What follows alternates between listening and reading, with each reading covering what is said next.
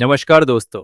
आज हम आपके लिए लेकर आए हैं सुंदरकांड के आमंत्रण के लिए एक बहुत ही सुंदर फ्री पीएचडी फाइल, जिसका उपयोग आप आसानी से अपने कार्यक्रम के लिए कर सकते हैं।